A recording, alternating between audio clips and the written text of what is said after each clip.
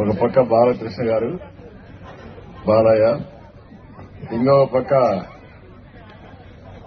Equally powerful భూ. ఇద్దరి మధ్యలో నేను నలిగిపోతున్నా. ఇప్పుడు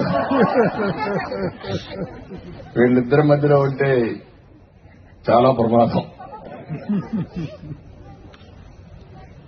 ఈ రోజు మీరు చూస్తే ఇక్కడంతా నాకేమీ తెలియదు, అయితే మీరు నమ్మరు.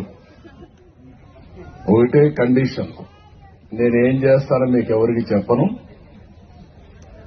మా అన్నయ్యకు నేను చేయబోయే కార్యక్రమం నా అభిమానంతో చేసే కార్యక్రమం కాబట్టి మీకెవ్వరికి ప్రమేయం లేదు, ఇది నా అభిమతం అని చెప్పి ప్రారంభించింది.